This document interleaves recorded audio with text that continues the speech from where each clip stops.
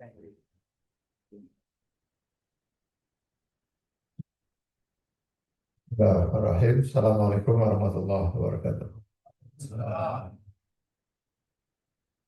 Alhamdulillah, alhamdulillahilladzi khalaqal mauta wal hayata liyabluwakum ayyukum ahsanu amala. Asyhadu an la ilaha illallah wahdahu la syarika lah wa asyhadu anna Muhammadan abduhu wa rasuluh.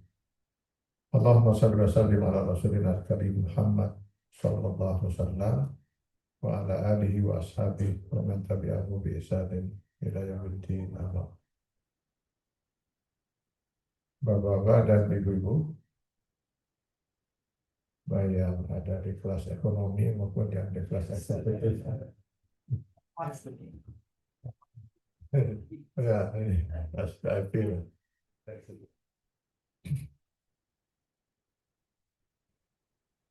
Suatu ketika pernah seseorang bertanya kepada Rasulullah SAW.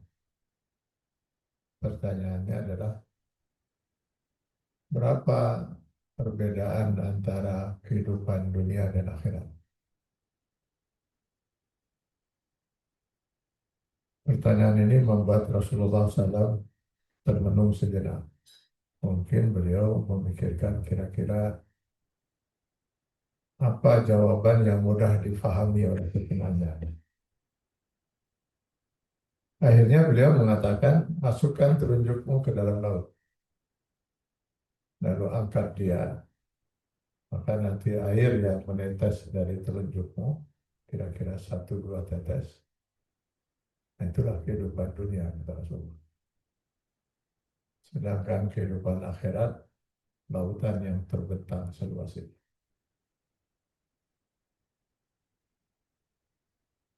Ketika hadis ini disampaikan dulu oleh almarhum ayah pada kami anak-anaknya, ketika saya masih kecil.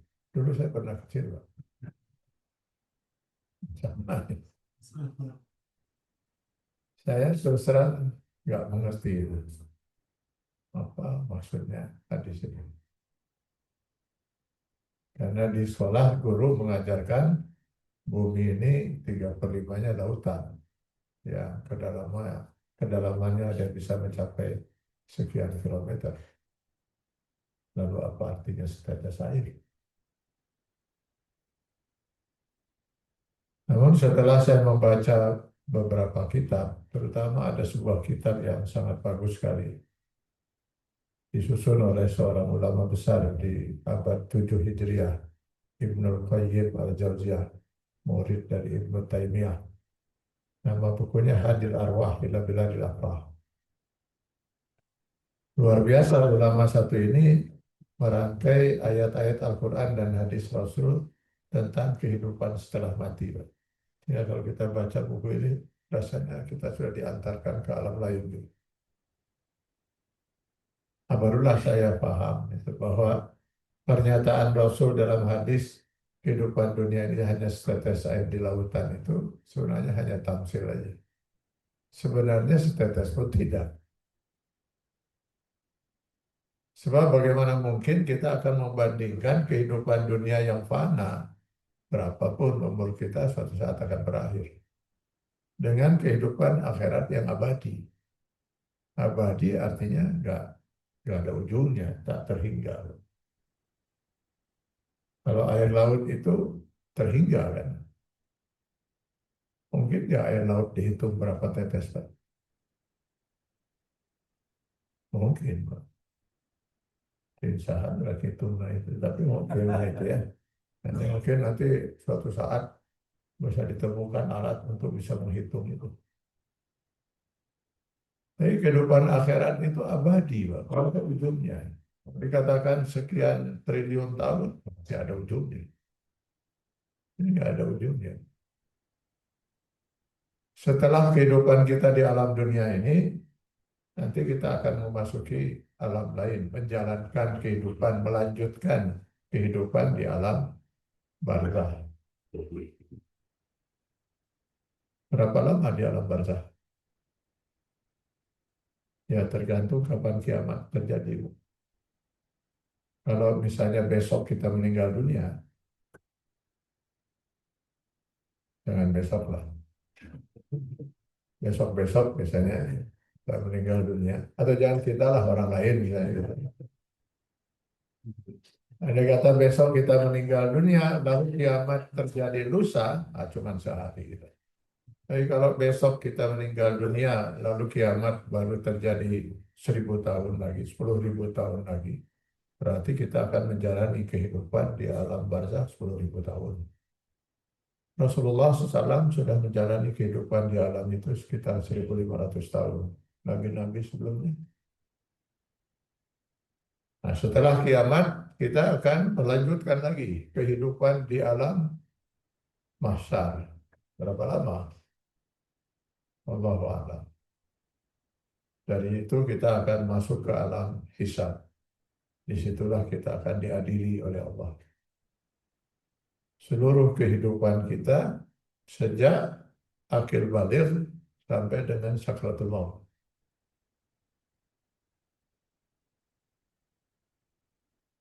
Usia 0 tahun sampai akhir baligh Anda ada hisab itu. Hanya yang meninggal dunia di usia sebelum akhir baligh sudah pasti surga ini.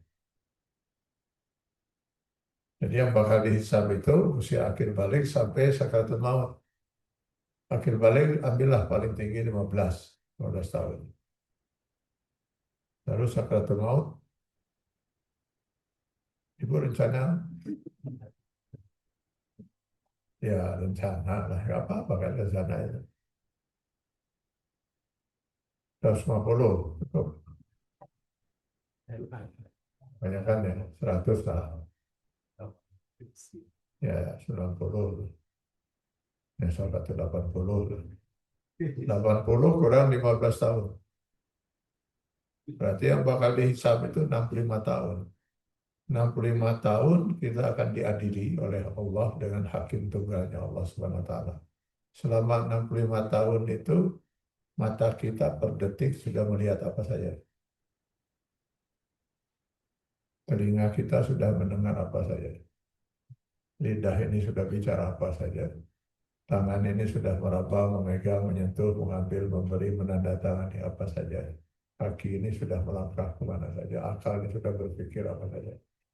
Selama 65 tahun sebagai suami, apa yang sudah kita lakukan pada istri, istri pada suami, orang tua pada anak, anak pada seluruh kehidupan kita sebagai karyawan, sebagai ini, sebagai itu, yang kita lakukan. Itu yang bakal dimintai pertanggungjawabannya. Wa man ya'mal mithqala dzarratin khairan yarah wa man ya'mal mithqala dzarratin sarran yarah. Hingga orang yang rajin sholat, tahu haji sudah sekian kali, belum tentu bisa lolos masuk surga. Karena yang bakal dihisab seluruh kehidupan dia. Setelah itu dihisab, sudah dijelaskanlah oleh Allah mana amal ibadah yang Allah terima, mana dosa yang belum diampuni karena belum tobat, atau tobat tapi tidak memenuhi syarat, maka barulah masuk alam mizan ditimbang. Dari alam mizan, baru kemudian kita beralih lagi ke alam sirot. Nah, disitulah baru manusia akan terbagi. Di alam sirot itulah manusia terbagi dua. Sebagian kecil, sangat sedikit sekali yang akan masuk surga. Kebanyakan manusia akan menjadi penghuni neraka jahanam dan kekal selama-lamanya. Walaqad zara'na li jahannam katsiran minal jinni wal ins. Al-A'raf 179. Dipertegas lagi di Quran surat As-Sajdah ayat 13, la'amla'anna jahannama minal jinnati wan nasi ajmain. Hanya sedikit sekali yang pertama. Jadi sebagian kecil akan masuk surga dan kekal selama-lamanya. Sebagian besar manusia akan masuk neraka dan kekal pula selama-lamanya. Jadi pada akhirnya di alam akhirat, nah itu akhir dari perjalanan hidup kita, akan disebut alam akhirat. Manusia hanya terbagi dua itu ya, surga dan neraka. Bapak Ibu rencananya mau ke surga ya. Rasanya itu nggak perlu ditanyakan lagi lah, pasti jawabannya itu. Cuman andai kata tadi besok kita meninggal dunia, kira-kira kita masuk surga tidak? Ya, Bapak Ibu silakan dijawab Pak. Ini kan bukan ujian lah. Benar-benar salah gitu. Apa-apa salah kan itu. Kira-kira kita masuk nggak Pak? Ya,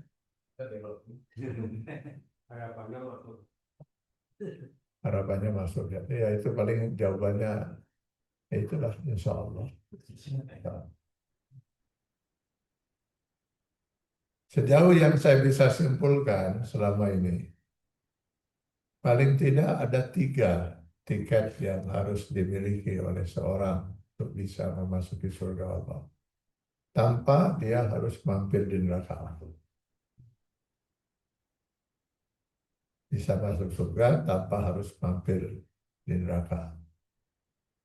Tiket yang pertama, dan ini tiket yang paling utama, saya tiket ini istilah saya, Pak. Ada para ulama menyebutnya dengan kunci surga, Miftahul Jannah. Yang penting ada yang harus kita miliki menurut Al-Quran untuk bisa masuk ke surga. Itu tiket yang pertama, dan ini tiket yang paling utama, akidah, keimanan, yang didasari oleh kalimat Tauhid, La ilaha illallah. Maka akhiru kalam la ilallah dakhala jannah. Barang siapa yang sampai akhir hayatnya, dia tetap berpegang dengan akidah yang benar, yang didasari dengan kalimat Tauhid la ilallah, pasti dia masuk surga. Aku mukhalafahnya, pengertian di balik itu, jika ada seorang meninggal dunia tidak berpegang pada akidah yang benar, la ilaha illallah, maka tidak ada peluang baginya untuk masuk surga satu detik. Banyak sekali ayat Al-Quran menyatakan itu, di antaranya bisa kita lihat di Al-Bayyinah ayat 6. Innal ladzina kafaru, sesungguhnya orang-orang kafir, apapun bentuk kekafirannya, min ahlil kitab wal musyrikin, apakah dia dari ahlu kitab, Yahudi atau Nasrani, atau musyrikin pada umumnya. Fi nari jahannam khalidina fiha. Mereka di neraka jahanam, mereka kekal selama-lamanya.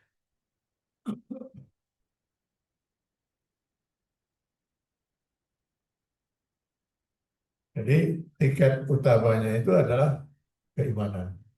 Nah, keimanan tiket yang satu ini nggak boleh ada cacat sekecil apapun.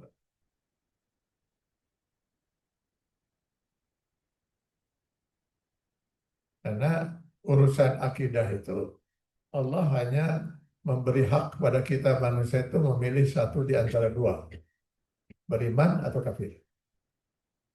Ini bisa dibaca di Quran surat Al-Kahfi ayat 29. Wa qulil haqqu min rabbikum faman syaa'a falyu'min wa man syaa'a falyakfur. Karena itu manusia hanya terbagi dua sebenarnya.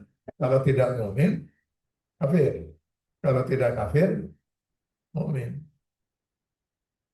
Tidak ada dalam kamus akidah keimanan itu istilah rada mukmin.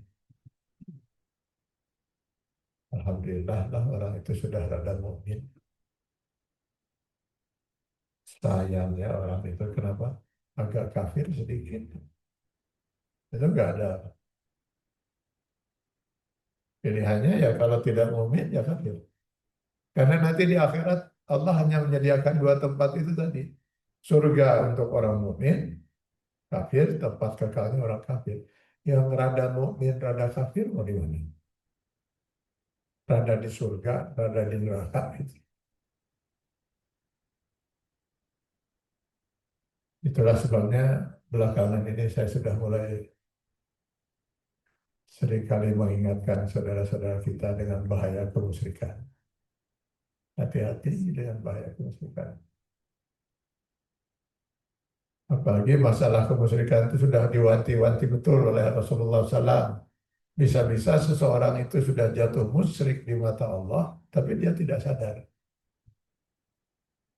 Seperti tidak sadarnya seorang jika di hadapannya itu ada seekor semut hitam. Kenapa? Ya karena semut hitam itu kata Rasulullah berada di atas batu yang hitam dalam ruangan gelap di malam hari. Semut hitam di atas batu hitam dalam ruangan gelap di malam hari. Gimana mau terlihat?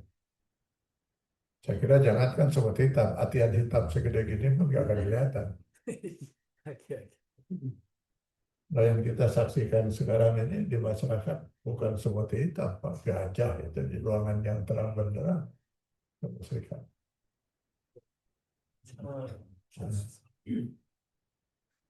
Nah, kenapa kalau tanpa keimanan itu maka tidak ada peluang bagi seorang untuk masuk surga? Padahal orang yang tidak mukmin atau tidak sempurna imannya itu mungkin amalnya banyak, tidak ada amal.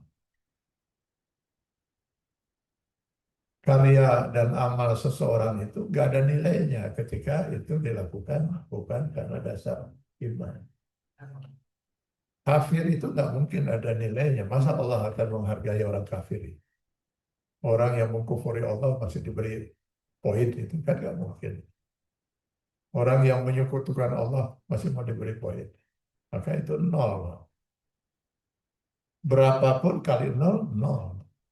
Sholat kali nol, nol. Saum kali nol, nol. Karya apapun kali nol, nol. Nanti kita akan memahami lebih jelas lagi. Kenapa perintah ibadah itu selalu ditujukan pada orang yang beriman. Nggak ada gunanya kalau ibadah itu dilakukan bukan dasar iman. Karena itu yang perlu sekarang kita jaga gitu agar keimanan ini jangan sampai lepas dan jangan sampai cacat sekecil apapun. Allah siap mengampuni orang mukmin yang membawa dosa sebesar apapun. Tapi Allah tidak akan pernah mengampuni orang yang mati dalam kekafiran dan kemusyrikan sekecil apapun.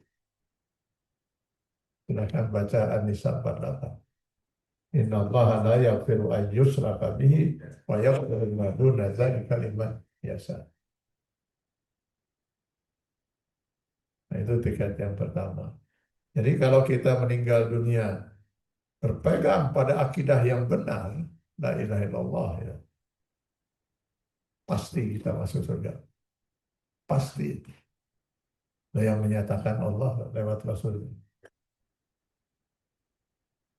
Hanya belum menjamin apakah kita harus mampir atau tidak di neraka. Jadi tiket pertama ini hanya menjamin untuk kita masuk surga. Untuk kita bisa masuk surga tanpa harus mampir sedetik pun di neraka, nah kita butuh dua tiket lagi. Nah, dua tiket inilah yang seringkali diulang-ulang oleh Allah di dalam Al-Quran kalau berbicara tentang surga. Di mana Allah mengakhiri firman-Nya dengan wa kana Allahu ghafuran rahima. Inna Allaha ghafurur rahim.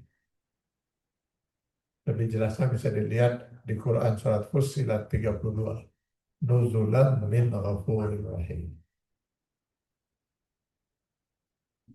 Kita semua mengetahui bahwa Allah memiliki banyak sifat kesempurnaan. Tak terhingga malah. Cuman yang diajarkan kata Rasulullah pada kita hanya 99 Asmaul Husna. Tapi kenapa kalau sudah Allah berbicara tentang surga, kok yang muncul cuma dua sifat ini? Ampunan dan kasih sayang Allah.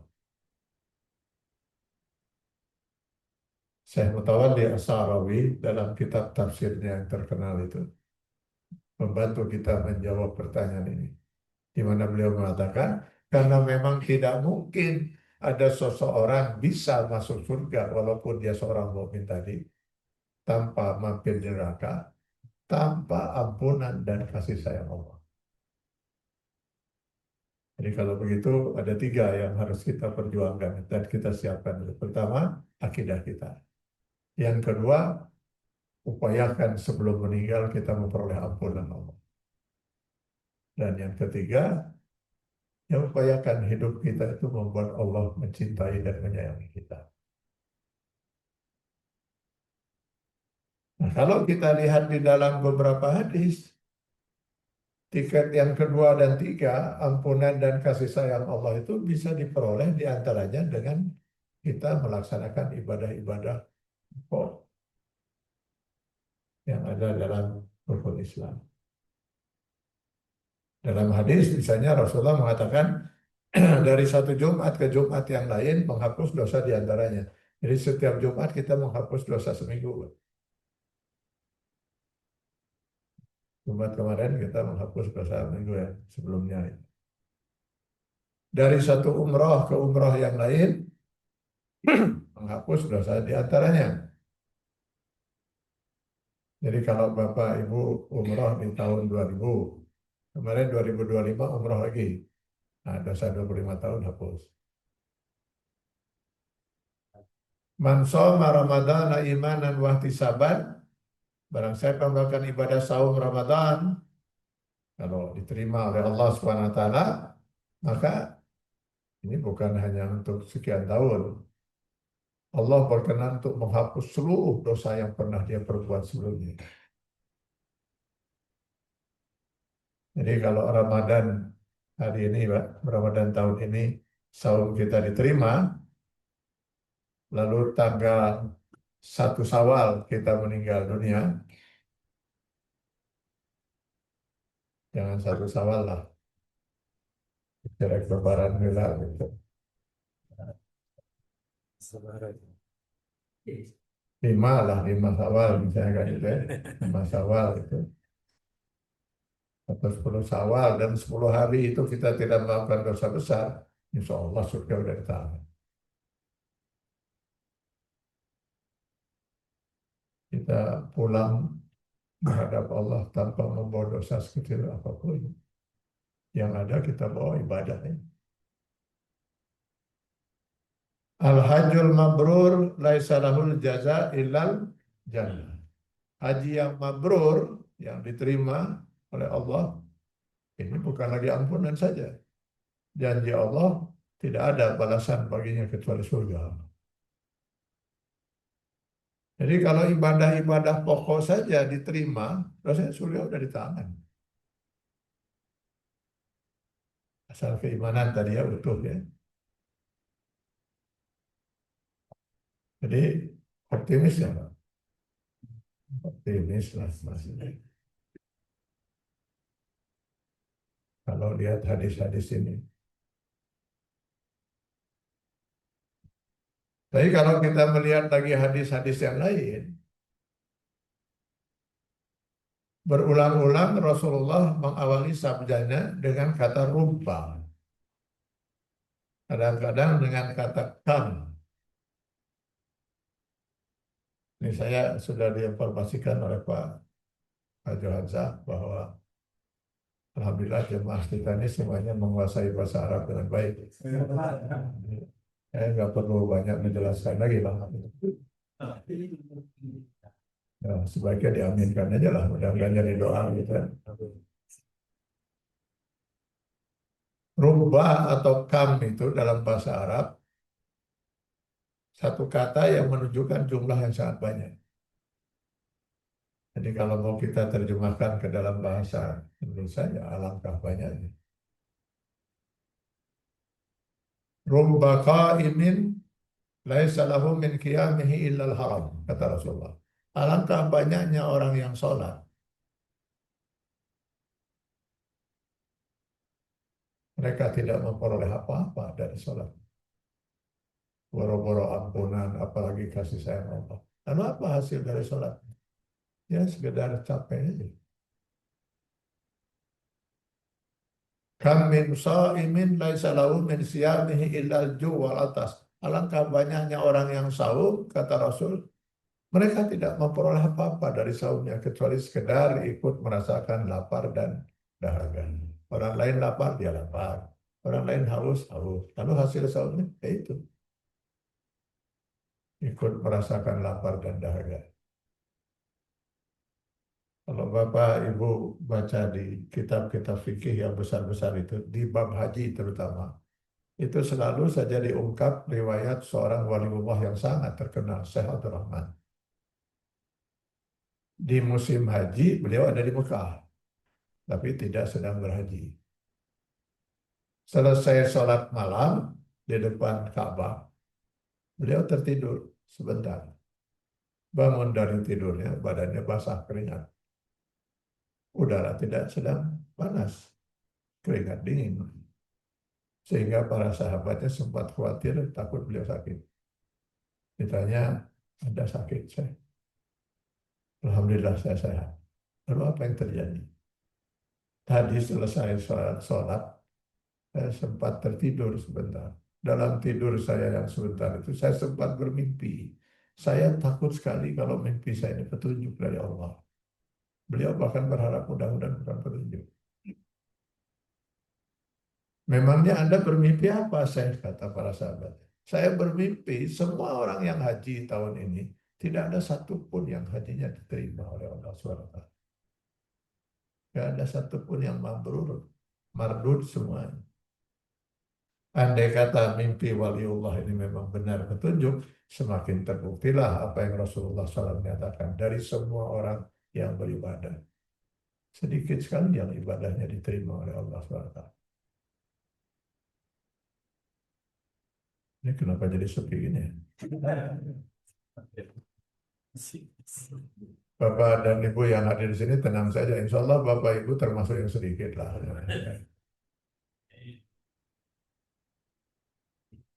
Nah, mungkin terkait dengan tema kita ini, mungkin inilah yang ingin kita coba gali, walaupun hanya dalam waktu yang sangat singkat seperti ini. Apa yang harus kita lakukan agar jangan sampai ibadah kita ini sia-sia, nggak ada nilainya di mata Allah SWT.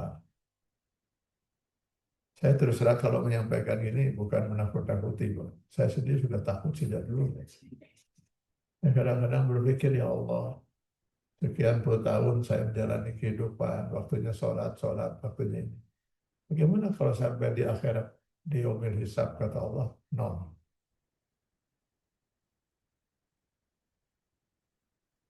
Kalau istilah orang Sunda itu apa? Capek gawe, kita pakai. Dan sayangnya, kata Rasulullah, kebanyakan itu.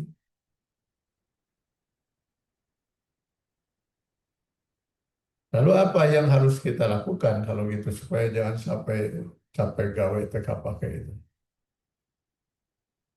Sejauh yang bisa saya simpulkan selama ini, ada dua syarat utama Pak, agar sebuah ibadah itu makbul, mabrur, diterima Allah.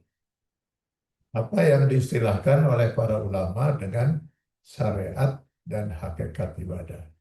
Jadi ada syariat, ada hakikat. Syariat sesuai dengan istilahnya, syariat itu artinya jalan. Istilah lain untuk jalan itu dalam bahasa Arab, torik.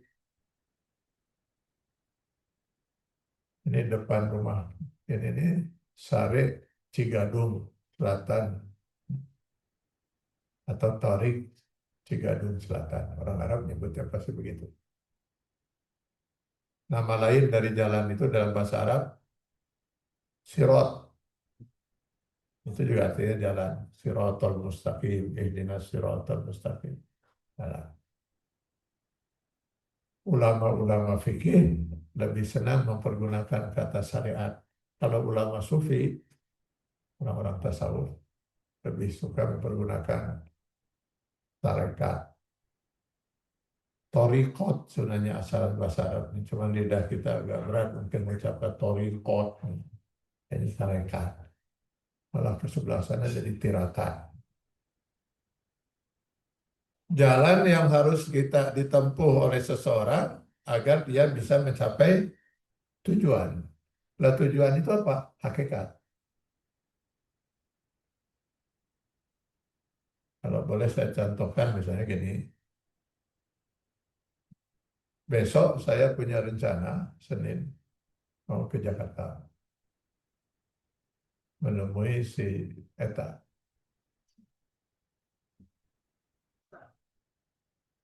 Nah, pertanyaan saya, ke Jakarta itu tujuan apa? Bukan. Nah, tujuan saya menemui si Eta. Ke Jakarta itu syariat, jalan yang harus saya tempuh. Ke Jakartanya bukan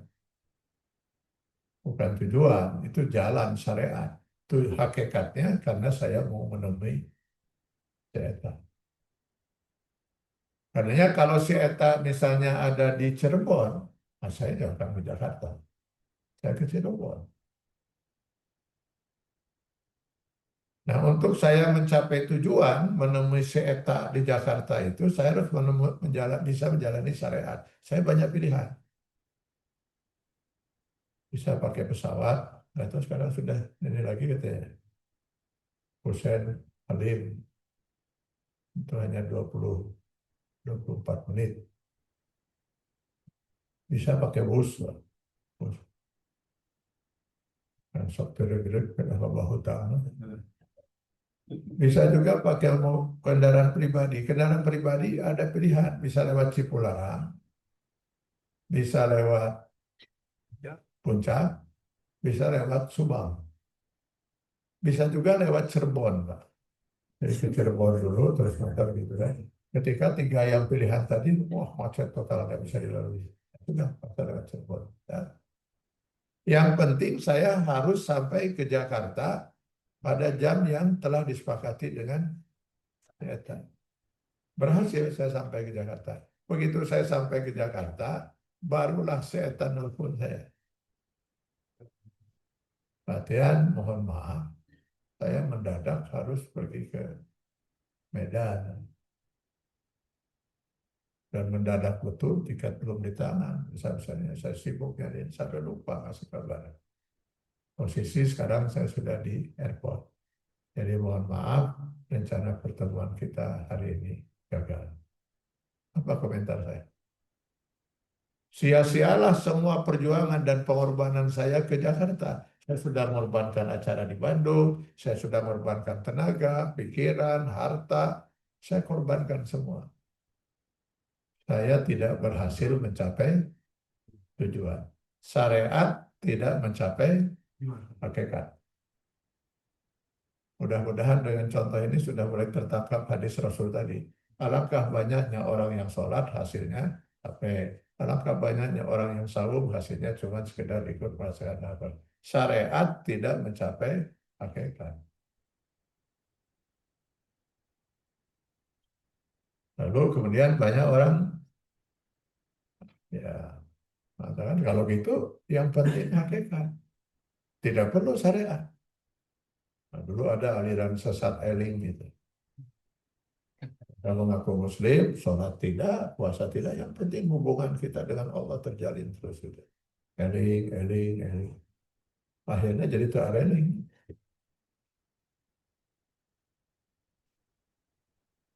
Mana mungkin kita bisa mencapai tujuan kalau tidak menempuh jalan. Bahkan untuk kita mencapai hakikat, yang paling pertama harus kita pikirkan, upayakan, syariatnya dulu harus benar. Kalau syariatnya salah, maka udah tidak perlu bicara hakikat. Jadi kalau contoh tadi misalnya, saya mau pergi ke Jakarta menemui si Seta. Maka syariatnya dulu harus benar. Kalau kemudian syariatnya saya naik bus, pilihan saya naik bus sajalah. Naik bus, silakan. Tapi naik bus jurusan Bandung, Tasikmalaya. Saya naik bus jurusan Bandung, Tasikmalaya itu syariat bukan? Syariat, syariat yang sesat. Nah itu aliran-aliran sesat yang gitu-gitu. Itu yang namanya aliran sesat, itu yang gitu. Oh saya mau penuhi si Pulan, si Eta di Jakarta, malah naik bus ke Tasik. Jadi yang harus kita selamatkan terlebih dahulu itu syariatnya dulu. Syariatnya harus benar. Benar menurut siapa? Benar menurut Allah kita ingin mencari ridha Allah. Nah sekarang mari silakan Ibu buka baca Al-An'am 162. Nggak usah dibuka Bu. Karena saya yakin Ibu hafal. Inna salati depan itu hafal saya. Saya kira bukan itu. Gitu. Kadang-kadang kita hafal suratnya tapi nggak hafal itu surat apa dan ayat berapa ya. Inna salati wa nusuki wa mahyaya wa mamati sampai wa mamati saja dulu. Sampai wa mamati ya. Inna salati wa nusuki wa mahyaya wa mamati syariat hakikat. Ya, syariat. Saya sholat bukan tujuan. Saya melakukan ibadah ini bukan tujuan. Saya menjalani hidup sebagai istri, sebagai suami, sebagai orang tua, sebagai anak, sebagai karyawan, sebagai ini, sebagai itu. Yang saya lakukan, yang saya perbuat, yang saya lihat, yang saya dengar, yang saya pikirkan. Bukan tujuan. Itu hidup saya. Dan saya korbankan waktu, tenaga, pikiran, perasaan, harta. Kalau perlu nyawa, saya korbankan. Wa mamati. Apa tujuan saya melakukan itu semua? Lillahi Rabbil Alamin. Itu hakikat hidup saya. Saya ingin menggapai ridha Allah. Karena untuk menggapai ridha Allah saya diperintahkan sholat, saya sholat. Allah perintahkan saum, saum. Allah perintahkan ini saya lakukan. Allah larang saya melakukan itu, saya tinggalkan. Semua itu syariat yang sedang saya jalani untuk bisa mencapai hakikat ridha Allah Subhanahu wa taala. Itu tujuan hidup kita.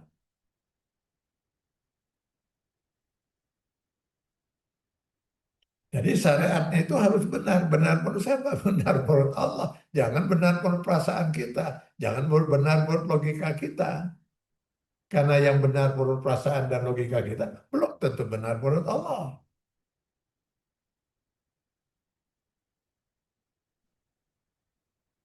Di tempat ibu, bapak di masjid itu salat subuh berapa rakaat? Ya, dua. Benar hanya dua.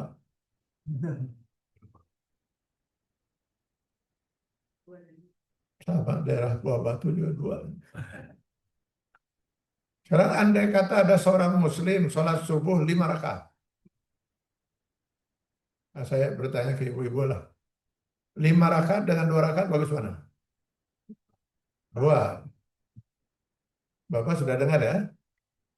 Jadi menurut ibu 5 juta rupiah dengan 2 juta rupiah itu lebih bagus 2 juta rupiah. Ini kalau Bapak punya uang 5 juta jangan kasihkan 10 juta. Karena bagi ibu 2 juta itu lebih bagus dari 5. Oh beda rupiah dengan rakaat. Sama 2 rakaat dengan 5 rakaat itu lebih bagus 5. Orang lain cuma 2 dia 5. Dan saya yakin kalau ada seorang muslim sholat subuhnya itu 5 rakaat karena dia yakin itu yang terbaik. Insya Allah masuk neraka. Baik menurut dia, tidak benar menurut Allah. Ini akan menjadi masalah besar dalam kehidupan kita yang mengaku muslim ini, Pak. Semua yang Allah nyatakan dalam 6.236 ayat Al-Quran yang kemudian juga dijelaskan dalam 5.000 hadis itu tuh benar menurut Allah. Gak ada lagi ruang bagi akal kita untuk mempertanyakan itu. Apalagi apalagi menolak. Gitu. Itu berarti ada masalah dengan keimanan kita. Karena kebenaran Allah itu mutlak benar.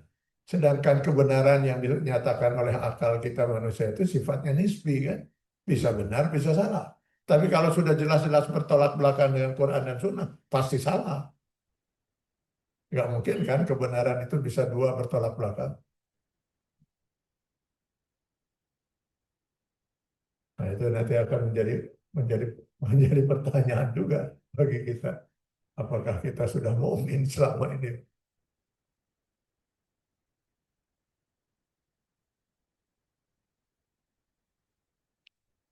Dulu ada lagi aliran sesat. Gitu. Sampai sekarang masih ada aliran sesat itu. Dulu nabinya itu untuk Jawa Barat Teguh Esa. Saya yakin pernah kita dengar nama ini. Terkenal dia seorang novelis dulu.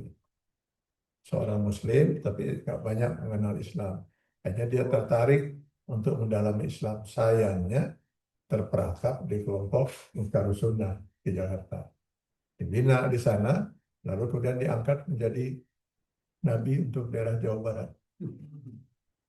Mulailah dia menyebarkan ajaran sesat yang Jawa Barat. Pertama di Bandung, mental ya. Tempat berhasil itu di daerah Tasik dan Garut. Sampai para ulama lapor ke aparat, akhirnya diamankan. Salah satu ajaran sesatnya itu, mereka melaksanakan sholat fardu yang 17 rakaat sehari semalam, sekaligus. Biasanya mereka lakukan pagi hari.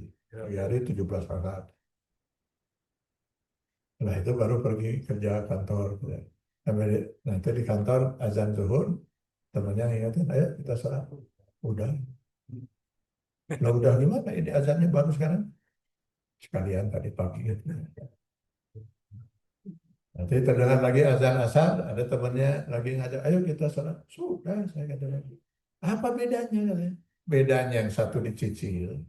Subuh 2 rakaat, zuhur 4, asar 4, maghrib 4, isya 4. Sama dengan 17. 17 kali 1, 17. Mana lebih baik, dicicil atau dibayar kontan?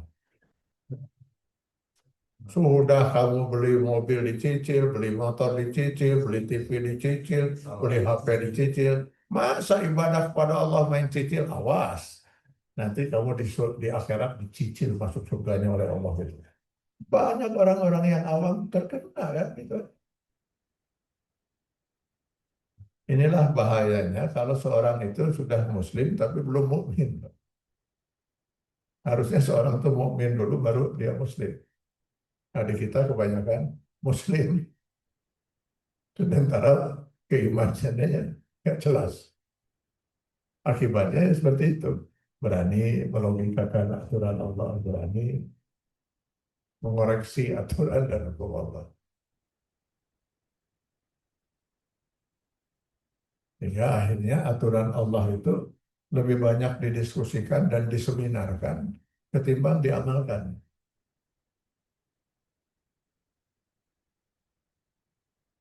Ilmu Islam saya itu, Bapak Ibu sekalian, sangat sedikit sekali. Sangat sedikit lah. Tapi insya Allah saya siap untuk menjawab semua pertanyaan Bapak dan Ibu sekalian mengenai hukum ya. Silakan Bapak Ibu mau bertanya. Misalnya Bapak Ibu bertanya, kenapa sholat subuh 2 rakaat? Kok maghrib 3? Kok yang lain 4? Jawaban saya, aturannya menurut Allah seperti itu. Titik. Silakan tanya apa nih?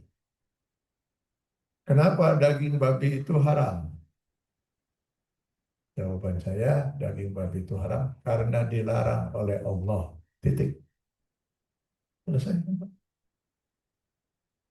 Kenapa daging babi itu haram? Karena dalam daging babi itu terdapat cacing pita. Kata siapa? Cacing pita itu baru ditemukan di akhir abad 18. Sampai awal abad 18, nah ada seorang pun yang tahu kalau dalam daging babi itu terdapat cacing pita. Apakah orang Muslim makan daging babi? Dan kalau memang daging babi itu diharamkan karena cacing pita, kata penemu cacing pita dalam daging babi, rebus daging itu sampai 130 derajat Celcius. 100 derajat dia nggak mati, Pak. Cacing pita di daging babi itu. Kalau cacing pita di sapi, mati. Itu luar biasanya yang di babi itu kuat dia. Rebus 130 derajat Celcius, dijamin mati. Apakah dengan demikian daging babi jadi halal? Daging babi itu haram karena dilarang oleh Allah. Adakah hikmahnya? Keimanan kita akan menjawab. Pasti Allah tidak akan semata-mata melarang kita suatu kecuali di balik larangan itu ada hikmahnya. Nah, silakan cari oleh akal kita. Silakan akal kita mencari hikmah, bukan mempersoalkan hukumnya. Masa kita mau berdebat dengan Allah yang menciptakan akal kita? Kan itu nggak masuk akal. Allah menciptakan akal kita, lalu kita mendebat Allah yang menciptakan akal kita. Itu masuk akal. Saya membuat kursi, lalu kursi harus bisa memahami seluruh kebijakan saya. Atau sekarang gini, ketika kita sakit, kemana kita pergi? Dokter. Kenapa kalau sakit pergi ke dokter, Pak? Kenapa nggak ke bengkel mobil gitu? Karena urusan penyakit, saya hanya beriman, saya pinjam istilah agama iman ya, percaya pada dokter. Kepercayaan saya pada dokter itulah yang akan membuat saya nanti Islam. Tunduk, patuh, taat. Itu arti Islam. Tok, tok, tok. Assalamualaikum, dok. Di tempat praktek. Waalaikumsalam. Kata dok. Dok, saya sakit. Ya tentu saja, kata dokter. Kalau nggak sakit, ngapain saudara sini? Ini kan tempat praktek saya, tempat tempat yang kesini semua orang-orang sakit semua. Silakan masuk, kata dokter. Masuk, dok. Sakit apa? Kata dokter. Dok, saya tuh kesini karena saya ingin tahu, saya tuh sakit apa. Andai kata saya sudah tahu, ngapain juga saya harus kesini. Dialog ini sudah mulai menunjukkan hubungan antara iman dan Islam. Itu nanti, Pak. Sekali lagi saya pinjam istilahnya ya. Baik, kata dokter, buka baju. Buka, saya. Baring, saudara. Baring. Tarik nafas. Tarik. Yang dalam. Tarik, saya sampai dalam-dalamnya. Tahan. Tahan, oleh saya. Sudah mengap-mengap, saya tahan, Pak. Karena dokternya nerima telepon dulu, Pak. Mengap-mengap. Buka mulut, kata dokter. Buka. Yang lebar. Cuman bisa segini, dok. Ya sudah. La yukallifullahu nafsan illa usaha. Allah tidak membebani seorang di luar kemampuannya. Keluarkan lidah, keluarkan. Tidak pernah saya bertanya mengapa. Buka mulut. Loh, kenapa saya harus buka mulut, dok? Ya saya harus periksa anhina saudara itu radang atau tidak. Urusannya apa, dok? Kan dari awal saya ngomong saya sakit perut. Lalu apa urusannya dengan saya harus buka mulut? Mari kita diskusikan, dok. Diskusi saya dengan dokter itu. Sampai 2 jam urusan kenapa buka mulut. Nggak pernah terjadi, Pak. Mau ngerti, mau tidak, saya ikut saja. Pasrah saya, Pak. Kenapa? Saya yakin dokter lebih mengerti dari saya. Ketika saya mau bangun rumah, saya menyerah ke arsitek, Pak. Bahkan saya mau disuruhkan, kenapa ini besi 12? Kenapa ini besi 10? Kenapa ini besi 8? Sekolah dulu kamu di TB, di arsitek, baru kamu metal. Nah, saya bukan arsitek, sudah saja menyerah gitu. Ya. Itu perintah Allah, Pak. Fas'alu ahla zikri in kuntum la ta'lamun. Bertanyalah pada orang yang punya ilmunya jika kamu tidak tahu. Dokter ingin bangun rumah, panggil cari arsitek. Arsitek sakit, pergi ke dokter. Rumah dokter dan rumah arsitek itu WC-nya mampet. Kemana ini? Tukang WC. Bilang sedang WC. Kalau WC mampet, jangan tanya dokter. WC di rumah saya mampet. Coba kasih antibiotik. Antibiotik kenapa kalau WC mampet? Kalau hidung mampet, nah itu baru tanya dokter ini. Panggil tukang sedot WC. Jadi apa sakit saya? Radang anhina saudara. Lalu ini sudah saya buatkan resepnya. Ikuti aturan saya. Baik dok. Saya tebus obat itu di apotek. Begitu keluar dari apotek, tiba-tiba ada yang manggil saya, bapak-bapak itu. Pakai kopiah nih. Pak sini Pak. Saya perhatikan, nggak kenal saya. Ada apa Pak? Buka baju. Tarik nafas, kata dia. Coba buka mulut, keluarkan lidah. Nggak akan nurut saya Pak. Nggak akan Islam saya. Pak, saya nggak kenal siapa dia. Pak, Bapak ini siapa sebenarnya? Nah, saya tukang sekoteng di sini. Lalu apa urusannya saya harus buka mulut? Nanti kalau saya mau beli sekoteng, saya nyerahnya ke dia, nggak akan ke dokter. Jadi keislaman kita itu karena kita beriman. Beriman kepada Allah, maka kita pasrah dengan semua aturan dan hukum Allah. Dimengerti atau tidak dimengerti oleh akal kita.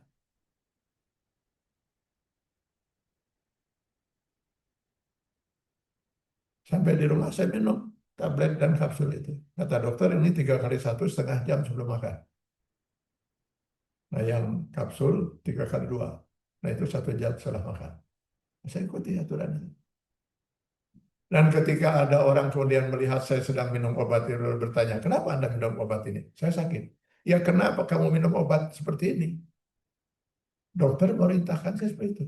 Lalu kenapa yang tablet di 3 kali 1 setengah jam sebelum makan? Cek dokter gitu. Terus kenapa kamu nggak minum? Dokter melarang saya. Kenapa? Nggak ngerti saya. Cek dokter gitu. Selesaikan. Anehnya, ketika kita berhadapan dengan hukum manusia, kita pasrah, menyerah kita, Islam kita, patuh, taat. Padahal mungkin saja dokter itu salah. Insya Allah nggak adalah dokter berniat melakukan kesalahan. Tapi mungkinkah dokter itu salah? Sebagai manusia mungkin. Kita patuh, Pak. Saya sempat agak was-was menjelang 1 Ramadan itu. Sekian hampir 2 bulan saya terganggu lambung saya.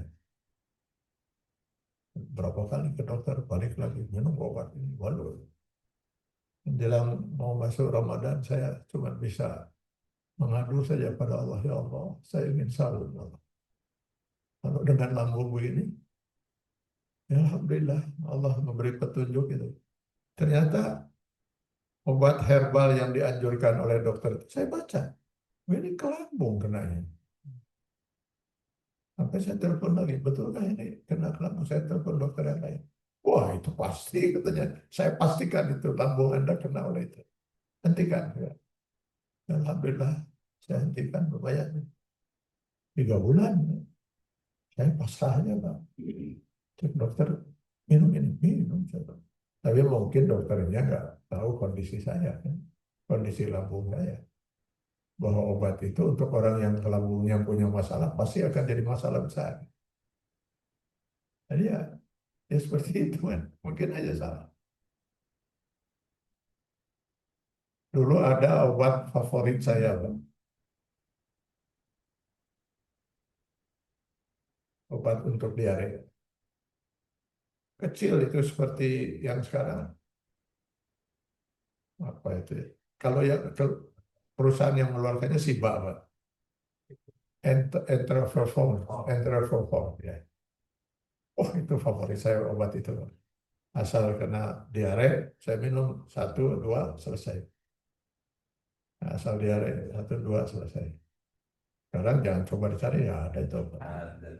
Dan setelah Jepang memberikan peringatan bahwa obat yang mengkonsumsi obat itu di Jepang makin dalam kadar yang sering sudah 3.000 orang Jepang yang kena lumpuh dan buta karena obat itu.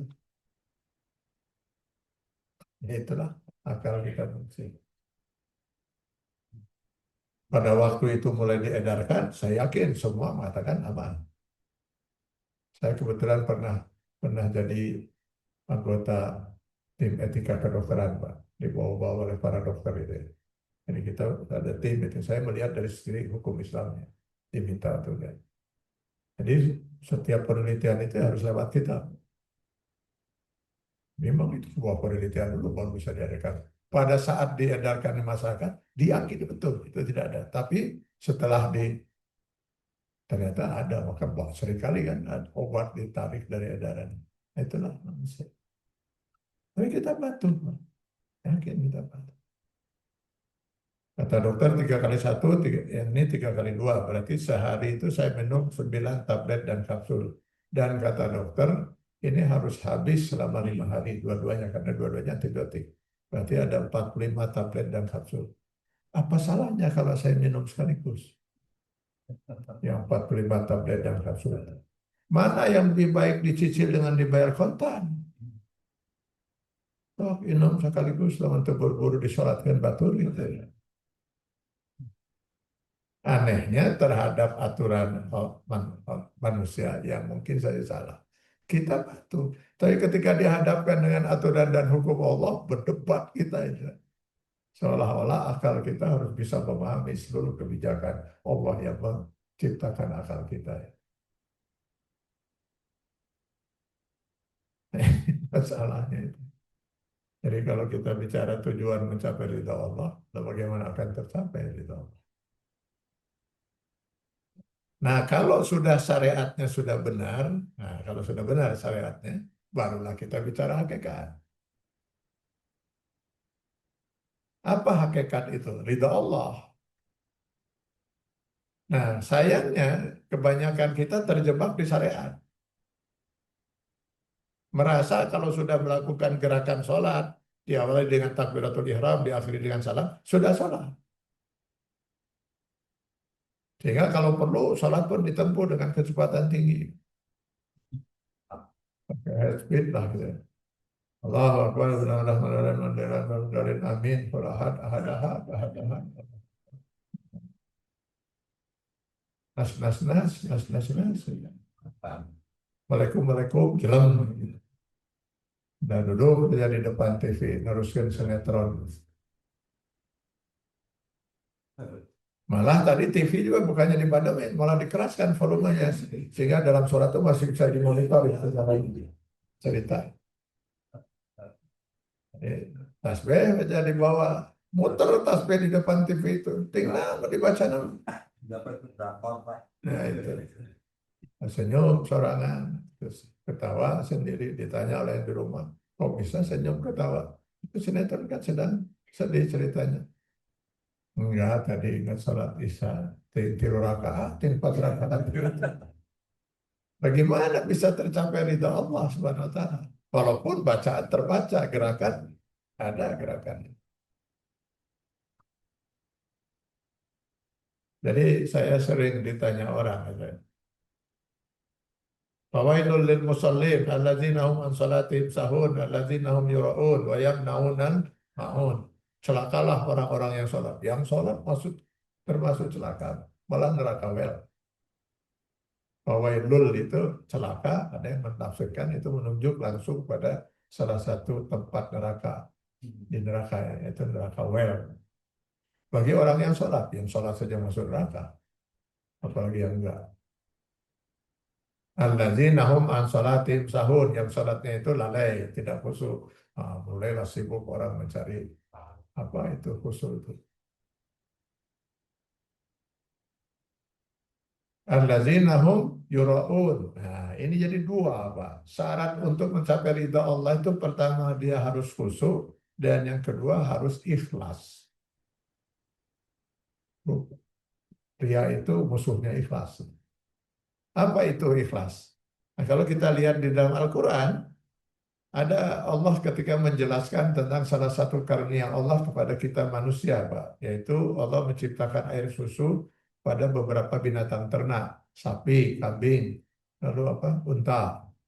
Nah, ketika Allah menjelaskan itu, Allah menyatakan dalam firman-Nya itu, min baini damin wa farsin labanan khalisan. Di antara darah dan kotoran binatang itu di dalam perutnya terdapat laban. Laban itu susu. Khalisan. Nah, itu akar kata ikhlas. Jadi susu yang ikhlas. Maksudnya apa itu susu ikhlas? Susu murni, Pak. Jadi akhirnya para ulama, oh berarti yang dimaksud ikhlas itu sesuatu yang murni ketika dia tidak bercampur barang lain. Jadi kalau saya punya satu gelas susu murni, lalu saya masukkan kopi samet, sametol, ya sedikit sekali lah gitu ya, samenel, samenel maloba ya. Ya sedikit lah, sedikit sekali itu, kopi sedikit. Setelah saya masukkan kopi sedikit itu, masihkah bisa dikatakan itu susu murni? Berarti sudah bukan ikhlas lagi. Apa susu kopinya cuma sedikit? Bagaimanapun sedikitnya itu si kopi, dia telah membuat susu itu sudah tidak murni. Malah sebutannya pun sudah berubah. Susu kopi. Kalau kopi susu biasanya kopinya banyak, susunya sedikit. Jadi kalau ada seorang misalnya pergi ke masjid untuk sholat maghrib, dari rumah niatnya 99% lillahi ta'ala, 1% ingin dipuji calon mertua. Masih ikhlas tidak? Jadi kemungkinan paling banyak orang berguguran ibadah itu di hakikat. Saya punya kajian rutin Mbak hari Sabtu, setiap hari Sabtu di Masjid Al-Fajar. Sekarang sudah berjalan 22 tahun. Sudah 1.200 kali kalau nggak salah. Kita pernah membahas ikhlas itu 20 kali pertemuan, Mbak. Begitu luar biasa besarnya perhatian para ulama sejak dulu terhadap masalah satu ini. Karena kalau ini kita tidak dapatkan, sia-sialah semua hidup kita. Bahkan kalau Bapak Ibu baca di dunia, orang-orang dunia tasawuf, mereka mengatakan begini, andai kata seorang beribadah kepada Allah, nggak mengharapkan pujian, nggak mengharapkan dunia, tapi dia mengharapkan surga, sudah tidak ikhlas. Dia takut neraka, sudah tidak ikhlas. Sehingga terkenallah doa seorang sufi wanita, Robiah al-Adawiyah, di mana dalam doanya dia mengatakan, Ya Allah, jika saya beribadah ini karena mengharapkan surgamu, jauhkan surga dari saya. Dan jika saya beribadah ini karena takut dengan nerakamu, masukkan saya ke dalam neraka jahanam. Tapi kalau saya beribadah ini hanya mengharapkan ridhamu, karena engkaulah zat yang patut diibadahi, engkaulah yang maha tahu di mana sebaiknya saya ditempatkan. Ibu pernah berdoa seperti itu, Bu? Atau gini lah, berani nggak berdoa seperti itu? Untungnya semua ulama-ulama fikih nggak sependapat. Karena nanti kita lihat di dalam ayat-ayat Al-Quran, doa para nabi dan sebagainya. Para nabi pun begitu luar biasa mengharapkan surga. Begitu luar biasa takut kalau neraka. Termasuk nabi pertama, Rabbana zalamna anfusana. Insya Allah nggak terganggu keikhlasan kita. Kalau kita beribadah karena mengharapkan surga Allah, takut neraka. Yang menjadi persoalan kalau kita beribadah mengharapkan dunia. Ingin dipuji orang, ingin dipandang orang lain. Kita bersedekah karena ingin dipandang sebagai orang yang dermawan. Nah itu yang ria itu. Ada ria, ada saudara kembarnya. Itu sum'ah, ujub. Nah itu yang bisa merusak saya. Jadi terkait dengan ibadah saum kita sekarang ini ya, marilah kita syariat saumnya, insya Allah kita sudah benar lah ya. Tidak makan, tidak minum, tidak melakukan hubungan suami istri, mulai terbit fajatan. Mungkin di hakikat masalahnya. Pertama niat, Pak. Niat kita man shoma ramadhana imanan wa ihtisaban. Niatnya harus semata-mata mencari ridha Allah. Jangan ada niat lain menyertainya. Sebenarnya saya tuh rada malas mau puasa ini. Tapi siapa tahulah kolesterol mudah-mudahan bisa rada turun gitu ya. Nah, sudah lain, Pak. Mudah-mudahan bisa rada langsing seetik gitu. Mau apakah jadi langsing atau semakin gemrot, saya harus puasa karena saya puasa karena Allah. Gitu. Dan kedua, marilah kita capai hakikat dari saum itu. Ada siam, ada saum. Kalau siam itu kita menahan diri dari makan, minum, melakukan hubungan seperti itu terkait dengan puasa Ramadan. Kalau saum itu menahan diri dari segala yang dilarang oleh Allah. Sayangnya kebanyakan kita siam tapi tidak saum. Betul kita tidak makan, tidak minum. Padahal makanan minuman yang di rumah itu milik kita sendiri yang halal. Tapi sepanjang hari di pasar kerjanya cuma nipuin orang yang berdagang 9 on dibilang 1 kilo. Jelas itu susu dicampur air dijual dengan harga susu murni. Ditulis tadi susu murni segede apa itu. Madu asli padahal madu campur air gula itu. Lalu untuk apa dia saum? Yang halal dia saum, yang haram disikat. Betul dia tidak makan, tidak minum, tapi sepanjang hari di kantor kerjanya ngutak-atik angka bagaimana koma bisa jadi titik, titik bisa jadi koma. Ketika saya diundang untuk ceramah di Sukamiskin, Pak, itu beberapa saya kenal dekat gitu ya. Yang lainnya ya saya kenal di ini aja. Itu kan mereka biasa saum, ada dia di TV lagi acara buka bersama. Ya, makan minuman yang halal tidak disentuh, uang rakyat, uang negara disikat. Lalu apa artinya saum? Betul dia tidak makan, tidak minum, tapi sepanjang sore hari sambil ngabuburit, ngomongin batur. Paling nikmat gitu ya.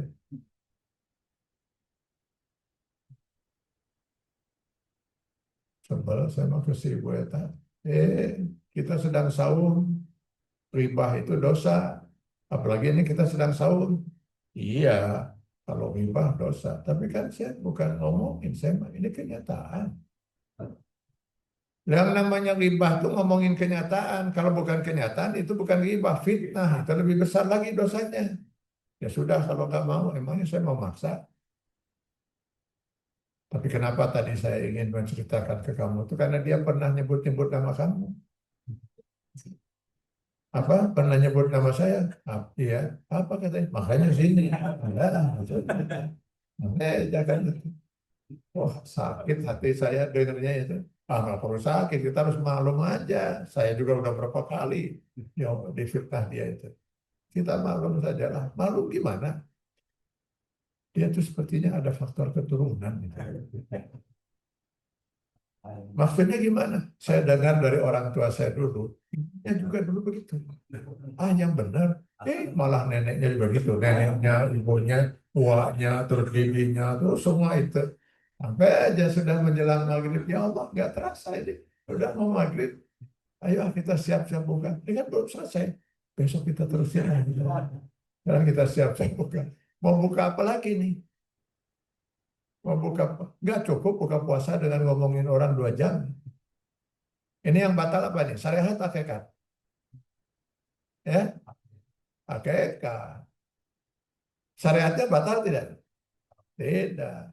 Yang membatalkan syariat puasa itu cuma makan, minum, melakukan hubungan suami istri. Itu pun kalau disengaja. Maksud saya sengaja makan minum, hari hubungan suami istri berarti terlihat jam. Jadi kalau misalnya Bapak Ibu terpancing gitu ngomongin orang itu masih jam 1 siang itu. Aduh, kamu tadi mancing-mancing, saya terbawa, hancur ini sekarang puasa kita. Jadi gimana? Sudah sekalian makan kita. Itu rusak dua-duanya itu syariat. Kan itu. Harusnya segera istighfar dan teruskan saumnya. Jadi Bapak Ibu yang saya hormati, inilah mungkin yang ingin saya sampaikan. Ya. Marilah kita periksa lagi ya, Pak. Tiket pertama itu sudah kita pegang atau belum keimanannya. Dia harus utuh, jangan sampai rusak sekecil apapun. Jangan sampai kotor, sobek sekecil apapun. Dia harus utuh keimanannya. Itu tiket kita untuk bisa menjalin masuk surga. Yang kedua, marilah kita berbanyak untuk meminta ampun pada Allah. Syariat ibadah kita harus benar, luruskan niat kita untuk melakukan semua ini lillahi ta'ala. Mudah-mudahan kita termasuk yang sedikit yang diterima ibadahnya, sehingga kita berhak memperoleh 2 tiket lagi, ampunan dan kasih sayang Allah SWT. Sehingga kapanpun kita meninggal, mudah-mudahan kita termasuk yang sedikit, kata Allah, yang berhak menikmati surga Allah SWT. Billahi taufiq wal hidayah. Wassalamualaikum warahmatullahi wabarakatuh. Waalaikumsalam. Terima kasih Pak Sandi. Sangat mendasar.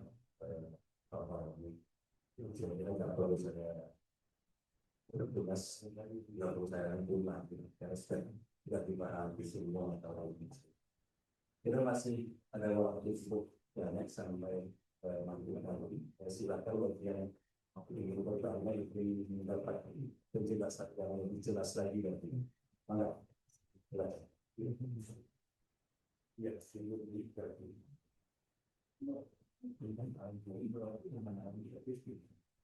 Assalamualaikum warahmatullahi wabarakatuh. Salam. Dari makanan sebut saya beribadah di sana miskin, tapi di itu nanti pengen menjual rumah, Dengan apa?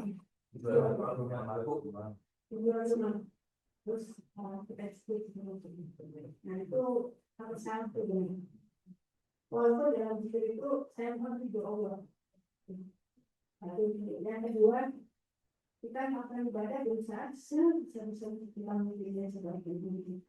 Tadi saya bilang bahwa ini bagaimana supaya kita diterima Allah. Saya tahu mana cara yang kita ibadah pada itu. Jadi, terima kasih. Assalamualaikum warahmatullahi wabarakatuh. Ya, jadi itu termasuk salah satu masalah yang diperdebatkan oleh para ulama. Imam Al-Ghazali dan Imam As-Sun'ani di satu kubu berpendapat boleh kita beribadah asal niatnya karena Allah, walaupun di samping itu kita punya keinginan yang lain. Mereka mengambil contoh gini, Allah tidak menyalahkan orang yang mau pergi haji sambil berdagang. Selama berhajinya itu ikhlas karena Allah. Lalu sambil atau orang yang berperang di jalan Allah lillahi ta'ala, dia siap bahkan kalaupun sampai harus mati itu. Tapi juga dia berharap mudah-mudahan dia tidak mati dan bisa mendapat harta pampasan perang. Itu kan ada unsur duniawinya. Tapi niatnya harus betul-betul lillahi ta'ala. Nah itu tidak termasuk merusak keikhlasan. Jadi harus zikirnya betul-betul lillahi ta'ala. Jangan kita berzikirnya hanya karena tadi karena mau menjual rumah. Jadi jangan sampai kita tahajud karena anak mau ujian. Kan sudah lain itu. Andai kata anak tidak ujian, nggak pernah tahajud kita. Atau termasuk juga nazar. Misalnya nazar. Ada orang bernazar begini. Andai kata Allah, anak saya diterima di Fakultas Kedokteran Unpad, atau pilihan yang keduanya itu di ITB. Nah, di ITB,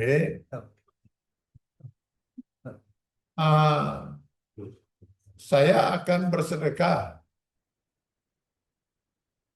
50 juta untuk anak yatim. Andai kata anak saya diterima di FK Unpad atau di ITB. Andai kata anak saya itu. Kalau enggak ya mau Allah 50 juta itu kan besar. Makanya kalau Allah mau saya bersedekah 50 juta, anak terima dulu di berkas sedekah. Ini gimana kita jadi berdagang dengan Allah? Nah, itu nazar yang kata Rasulullah, orang yang bernazar seperti ini, orang-orang yang pelit. Yang dia tidak mau beribadah kalau kebutuhan dia tidak dipenuhi. Andai kata suami saya naik jabatan, Allah, saya bernazar akan melaksanakan ibadah saum Ramadan. Nah ini lebih rusak lagi ya. Karena ibadah saum Ramadan itu nggak usah dinazarkan juga sudah wajib gitu. Setelah saum Ramadan saya akan saum 2 bulan berturut-turut. Andai kata suami saya naik jabatan. Tapi kalau tidak ya Allah 2 bulan berturut-turut kan berat. Makanya kalau Allah mau saya saum 2 bulan berturut-turut, suami naikkan dulu jabatan. Ini jadi dagang begini dengan Allah. Jadi kita harus ikhlas, Pak. Harus ikhlas itu. Kita melakukan semuanya karena Allah. Lalu hak kita setelah itu untuk berdoa, berharap. Asal niatnya harus ikhlas dulu karena Allah Subhanahu wa taala. Saya kira itu. Yang kedua, gimana kita bisa menilai ibadah kita itu sudah diterima atau tidak?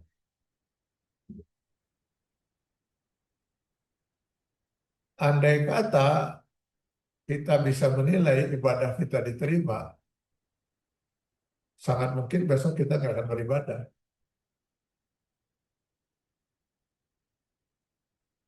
Andai kata kita, banyak orang bertanya gini, bagaimana kita bisa yakin bahwa tobat kita itu diterima oleh Allah? Oh, kalau saja kita bisa yakin tobat saya tadi pagi itu diterima oleh Allah, mungkin selama seminggu kita bisa berbuat maksiat lah. Gitu kan, gitu. Jadi memang itu dirahasiakan oleh Allah Subhanahu wa taala supaya kita tidak pernah bisa meyakini itu. Sehingga terus kita akan berusaha untuk lebih baik dari yang sebelumnya. Itu andai kata, kenapa sih Allah merahasiakan ajal kita? Kenapa kita nggak diberitahu saja? Anda nanti meninggal usia. Nah itu terkait dengan sifat Allah yang Maha Pengampun. Kalau Allah memberitahu Anda meninggal di usia 81 tahun, 11 bulan, 25 hari. Maka sampai 81 tahun 11 bulan, oh foya-foya saja berbuat maksiat sebanyak-banyaknya. Nggak perlu ibadah. Nanti tinggal 25 hari lagi masuk ke masjid, jangan keluar-keluar dari sana. Sifat ibadah itu. Allah Maha Pengampun. Karena Allah itu Maha Pengampun, maka Allah rahasiakan itu. Ajal itu. Jadi nggak ada yang bisa mengetahui. Yang bisa sekarang kita ukur adalah itu tadi. Kata Rasulullah, istafti nafsa. Berfatwalah Anda pada diri Anda sendiri. Nah, kita akan menjawab itu.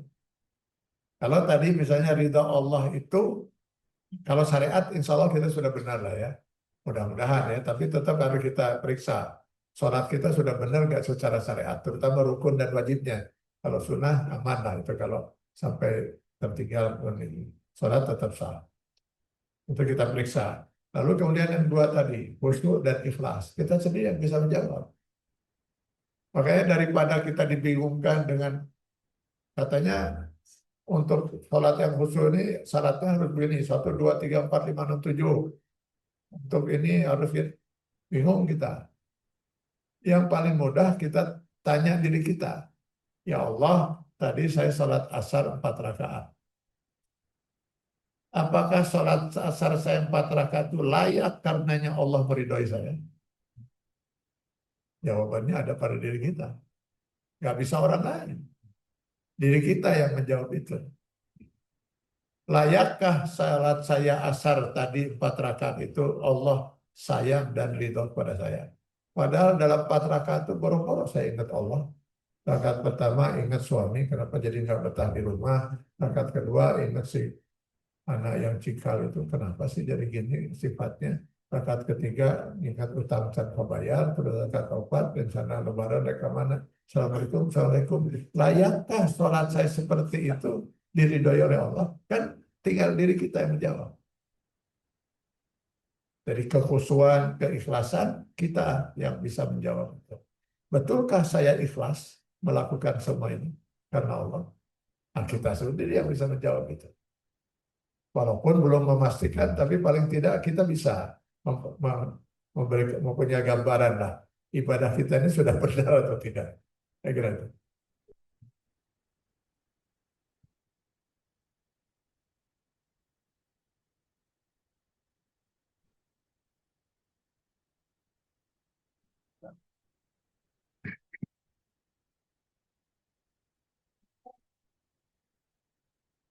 Maka, Kan dari kami tadi, bagaimana Pak kalau setelah bulan Ramadan itu seorang hamba ternyata berlaku jadi lebih baik. Itu pertanda apa? Pertanda apakah dia sudah mendapati Tuhan atau masuk tanpa bahwa baiknya itu mampu dengan keikhlasan dan ketaatan pada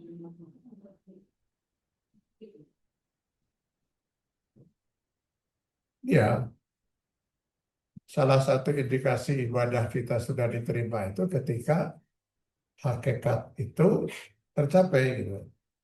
Nah, sekarang kita lihat kalau ibadah saum tadi kan. Kita kan saum itu dari yang halal.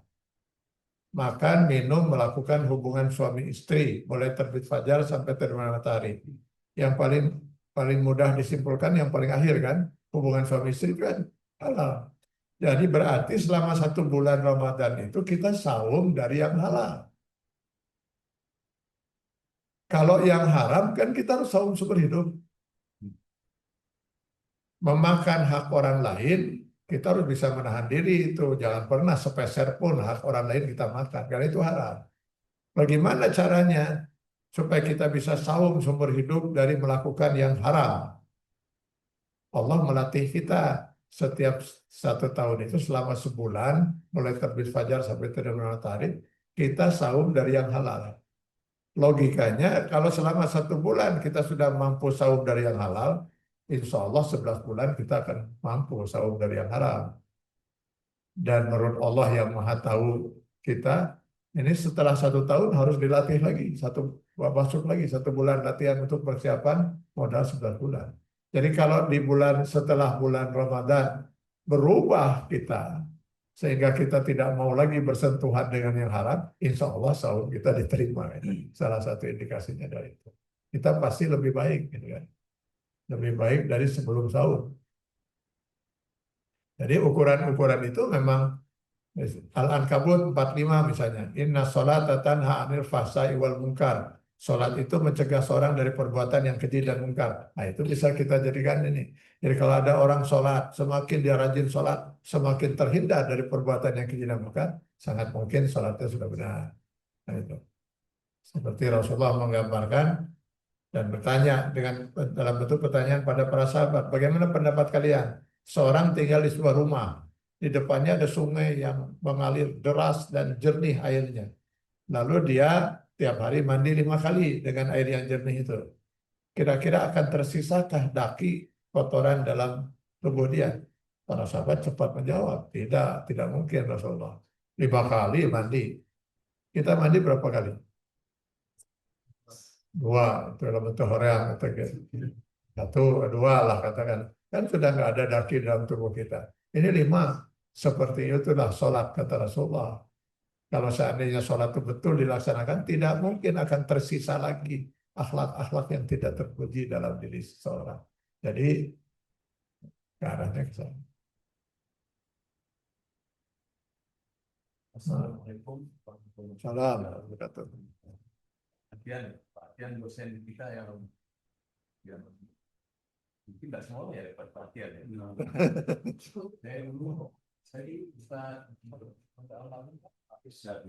Parusat ya. Tidak, memang kita diajarin dulu Ya. Tidak ini bahasa Arabnya ikatan gitu saja. Dalam Al-Quran yang paling mendasar kalau nggak salah cerita tentang Nabi Ibrahim. Dan sesungguhnya Islam ini kan punya episode aja dari agama sebelumnya gitu. Rasul. Tapi kenapa Adam itu nggak disebut satu? Kan disebut agama tauhid itu agama Ibrahim dan setelah itu kenapa nabi-nabi sebelum Ibrahim itu tidak disebut karena nabi kan kalau nabi ada itu pertanyaan pertama Ustaz.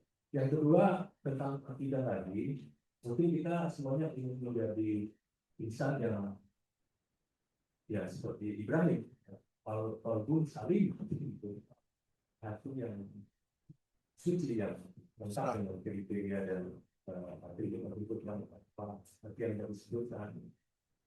Namun apakah kita cukup menyelamatkan diri kita sendiri, keluarga kita, paling penting, padahal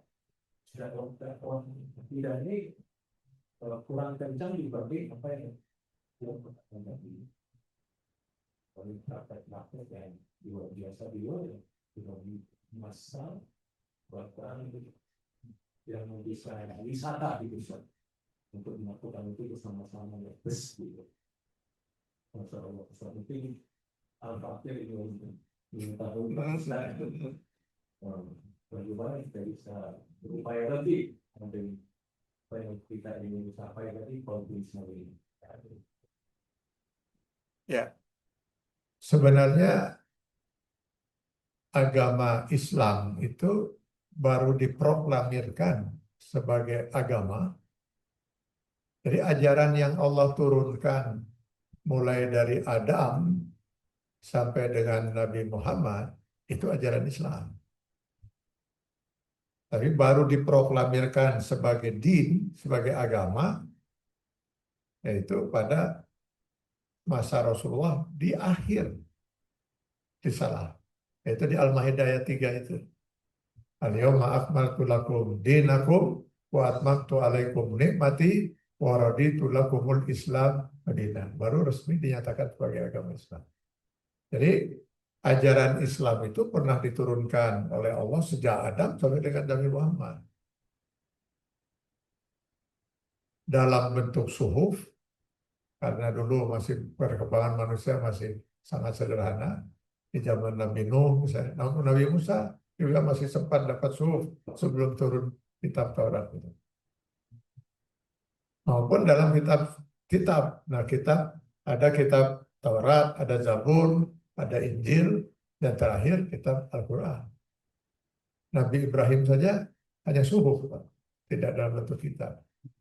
Nah, kenapa hanya disebutnya? Karena memang Nabi Ibrahim itu mulai risalah yang mulai agak lengkap untuk manusia. Di zaman Nabi Adam, ya sangat sederhana sekali ajaran yang Allah turunkan itu. Belum ada aturan larangan mencuri. Loh, ada mau mencuri harta siapa? Belum ada larangan berzina. Kalau mau berzina dengan siapa cuma berdua. Larangan memfitnah, dengan fitnah sana. Teman nama mungkin. Kang Adam itu nih sebal pisan si ibu saya aturan dengan dua. Jadi risalah Islam itu turun secara bertahap gitu ya, mengikuti perkembangan manusia. Nah, disebutlah mulai Nabi Ibrahim karena pada saat itulah mulai perkembangan risalah itu sudah mulai sempurna, bukan sempurna, sudah mulai apa? Dan kebetulan memang keturunan semua nabi yang itu adalah keturunan dari Nabi Ibrahim. Kebanyakan dari Ishak. Nah, itulah bedanya dengan Nabi Muhammad dari Ismail. Memang itu yang sangat kita prihatinkan, Pak. Betul, sangat kita prihatinkan. Rasulullah dibimbing oleh Allah mengislamkan umat manusia itu selama 23 tahun kan masa risalah itu. 13 tahun itu hanya membina akidah. Di Mekah itu. Yang disebut dengan ayat Makkiyah, surah Makkiyah itu. Yang cirinya di antaranya ya Yuhannas gitu. Supaya manusia diajak manusia untuk berakidah yang benar. Gitu. Gak ada satupun ayat ibadah turun kecuali sholat. Itu pun 1,5 tahun sebelum hijrah ke Madinah, sebelum masuk fase kedua. Dan itulah yang paling berat dilakukan oleh Rasul. Beliau mau dibunuh kan oleh Yahudi 2 kali mau membunuh beliau itu. Naruh racun, menggelindingkan batu. Orang musyrikin sempat mengepung rumah beliau gitu. Padahal beliau hanya mengajak untuk mengucapkan la ilaha illallah. Nah, itu yang berat, pembinaan akidah. Nah, sayangnya dakwah kita itu nggak ke sana, Pak. Nggak mengikuti pola Rasul sebagaimana dibimbing oleh Allah Subhanahu wa taala. Sehingga kemusyrikan wah, luar biasa di masyarakat ini. Awal kemusyrikan itu terjadi di zaman Nabi Nuh. Pertengahan zaman Nabi Nuh. Sampai awal zaman Nabi Nuh, tidak ada satupun manusia yang musyrik. Masih terjaga fitrah iman Islamnya itu. Al-A'raf 172, Ar-Rum 30. Jadi kapan terjadinya mulai kemusyrikan? Di pertengahan zaman Nabi Nuh alaihissalam. Dari mana? Berawal dari sebagian umat Islam punya keyakinan bahwa hanya orang-orang yang soleh saja yang doanya bakal dikabul oleh Allah. Yang nggak soleh nggak mungkin. Keyakinan ini benar. Kalau kita lihat Al-Baqarah 186, Allah memberi syarat untuk doa dikabul itu harus seorang menjadi ibad. Orang ibad itu orang yang dekat dengan Allah. Gitu. Harusnya orang-orang yang nggak soleh itu berusaha untuk menjadi orang soleh supaya doa mereka dikabul. Ini tidak. Mereka tetap ingin hidup dalam ketidaksolehan. Ketika mereka punya hajat, usaha lagi yang baik, mau berdoa yakin tidak akan dikabul, akhirnya mereka mencari orang yang mereka anggap soleh. Lalu lewat orang yang dianggap soleh itulah mereka minta didoakan. Sampai di sini nggak ada masalah dengan akidah itu. Bolehkah kita meminta doa kepada orang yang kita anggap soleh untuk mendoakan kita? Boleh saja kan. Nah di zaman Nabi Nuh itu ada 5 orang yang dianggap soleh itu. Ad, Suwa, Yagus, Ya'uq, Nasr. Nah, namanya aneh betul itu. Wad, Suwa, Yagus, Ya'uq, Nasr. Di surat Nuh 23. Persoalan mulai muncul ketika orang yang dianggap soleh ini meninggal. Lalu mereka mencari orang sesoleh pas soleh, secara orang-orang soleh itu nggak ketemu Pak. Ada juga si Anu tapi agak kurang soleh lagi, rada soleh. Lalu apa yang mereka lakukan? Mereka tetap mendatangi kuburan orang-orang yang dianggap soleh itu. Lalu mereka masih meminta. Disinilah awal kemusyrikan itu menurut Allah. Sesoleh apapun manusia, ketika dia sudah meninggal dunia, in kata maluhu, kata Rasulullah, putus amal perbuatannya. Boro-boro mendoakan orang lain. Malah dia sudah sepatutnya untuk kita doakan. Sesoleh apapun, terpaksa kita yang harus memandikan, karena dia nggak bisa mandi sendiri. Terpaksa kita harus mengkafani, karena dia bisa kafan sendiri. Terpaksa kita sholatkan, nggak bisa lagi sholat. Loh kalau sudah dikubur malah didatangi untuk diminta-minta. Untuk yang hidup sejaman dengan 5 orang soleh ini, nggak ada masalah. Ketika dia ke kuburan, dia bisa khusyuk membayangkan wajah orang soleh itu yang ada dalam kuburan itu. Persoalan untuk generasi yang berikutnya yang tidak pernah ketemu. Dulu belum ada video, belum ada foto. Nah, untuk mengatasi ini, dibuatlah patung-patung dari orang-orang yang soleh itu. Ini awal kemusyrikan ini. Sehingga mereka tidak perlu lagi datang ke kuburan, patung itu bisa dibuat dan ditaruh di rumah. Sehingga kata Allah, kalau kalian tanyakan pada mereka, kenapa kalian menyembah berhala-berhala itu? Maka jawaban orang musyrikin, mana bodohum, kami tidak menyembah berhala itu, illa liukarribuna ilallahi zulfa. Semata-mata bukan itu Tuhan, Tuhan kami Allah. Ini hanya untuk mendekatkan kami kepada Tuhan dengan sedekat-dekatnya. Itulah musyrik, kata Allah. Nah sekarang pertanyaannya, masih banyak kan praktek semacam ini di kita? Lalu untuk apa kita ajak mereka sholat? Apa artinya sholat? Itu tadi sholat kali 0, saum kali 0. Ya mudah-mudahan Allah mengampuni ketidakmengertian mereka. Tapi yang menjadi masalah, kenapa orang yang tahu tidak memberitahu? Kemana para ulama? Kemana para ustadz? Nah ini yang menjadi masalah. Jadi kita makanya pantas kalau Allah menyatakan tidak akan selamat seorang kalau hanya berusaha menyelamatkan dirinya sendiri. Kalau tugas manusia itu hanya menyelamatkan dirinya sendiri, yakin surat Al-Asr akan berhenti di firman Allah ini. Wal asri innal insana lafi khusrin illa allazina amanu wa amilus solihat sadaqallahul azim. Nah, kalau sudah beriman dan beramal saleh kan sudah selamat dan dia kurang apa lagi? Tidak, kata Allah. Tugas setiap manusia itu jangan pernah berpikir hanya menyelamatkan dirinya sendiri. Dia punya kewajiban untuk mengingatkan orang lain kalau dia sedang sadar. Nanti orang lain juga harus mengingatkan dia ketika dia sedang lalai. Maka muncullah kriteria watawasau bil haq, saling ingat mengingatkan dalam kebenaran.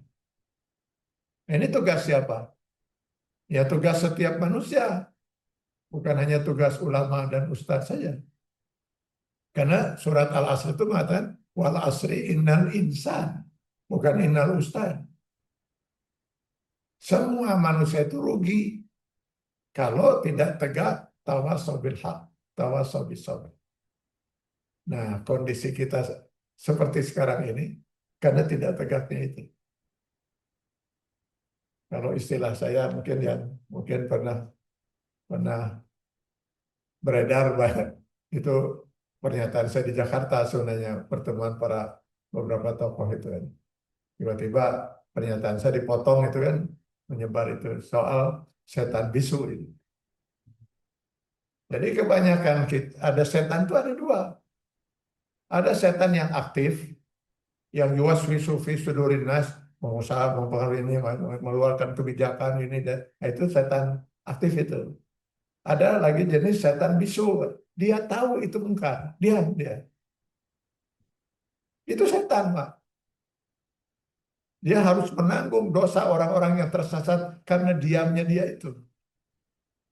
Di akhirat itu dia harus menanggung itu. Karena dia ikut menyesatkan orang-orang itu dengan diamnya dia. Nah, itu setan bisu kalau menurut Imam Nawawi dalam Sahih Muslim itu. Setanul akhras, setan yang bisu itu. Nah, itu ya. Jadi kita harus tawasau, Pak, dalam batas kemampuan kita. Nggak boleh kita diam gitu dengan kesalahan yang ada di sekeliling kita. Selama kita mampu gitu kan, untuk merubah itu. Harus kita berusaha gitu. Kalau kita ingin tidak lafi khusrin. Ya, terlebih yang katanya ulama, berarti dia punya ilmunya. Pasti dia tahu mana yang nggak ada alasan untuk tidak tahu kalau dia memang ulama. Nah, kenapa diam? Jadi kalau sekarang saya banyak mengingatkan hati-hati di Jawa Barat ini sedang aroma kemusyrikan sedang luar biasa menyengat gitu kan.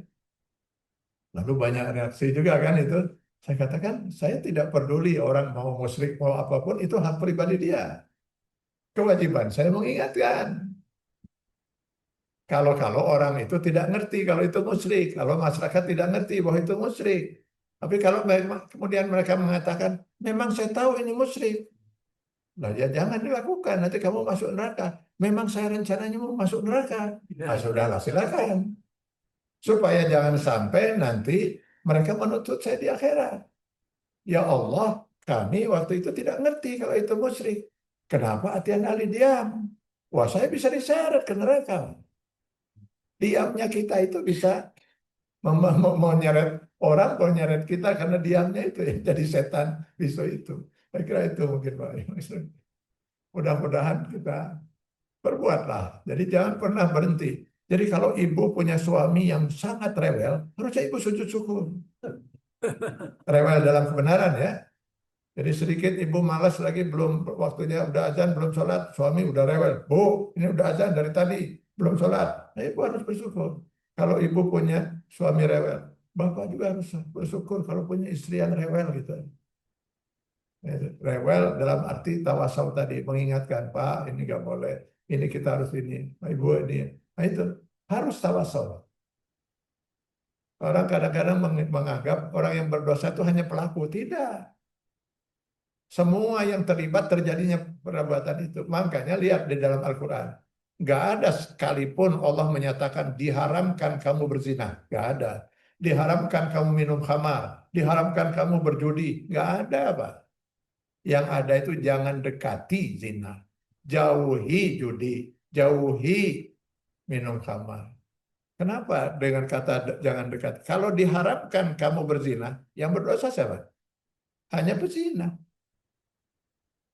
Mucikari, yang enggak. Saya kata mucikari, saya enggak pernah berzina. Saya cuma sekedar menyediakan tempat. Mungkin ada orang berzina, susah nyari tempat, saya sediakan. Nanti tempat sudah ada, kemudian nggak ada pasangan, maka saya siapkan pasangan. Saya sendiri, nauzubillah, amit-amit. Si mucikari itu dosanya luar biasa, karena dia sudah mengantarkan sekian orang malam itu untuk berzina. Kalau si pezinanya cuma menanggung dosa dia sendiri. Bisa Bapak Ibu bayangkan berapa dosa seorang pemimpin ketika dia berbuat zalim pada 280 juta rakyat. Kira-kira mau masuk surga dari pintu yang mana ini? Sayang ya, nilai Islam ini sudah jauh terpisah dari kehidupan kita yang katanya mayoritas Muslim.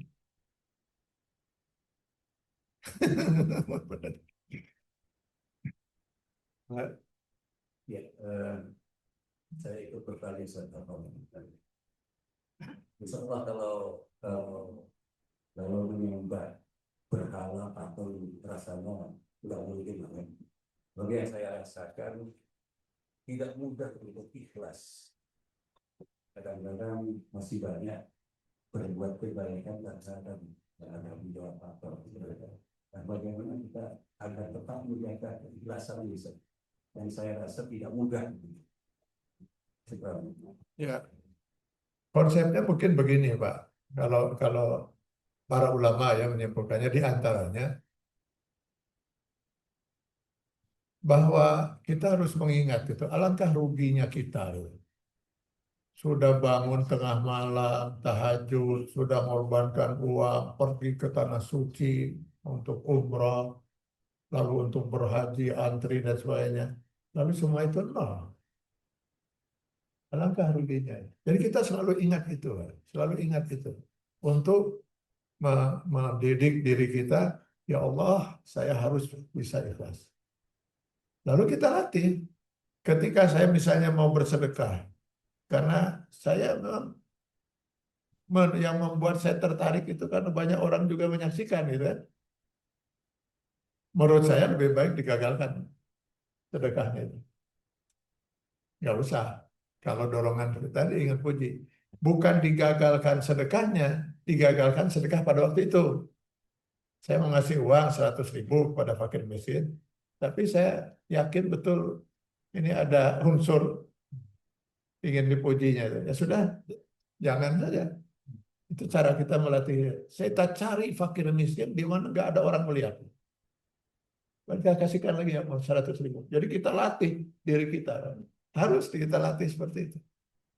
Dengan selalu mengingat alangkah ruginya kita sudah berbuat, berkorban kalau itu nggak ada nilai.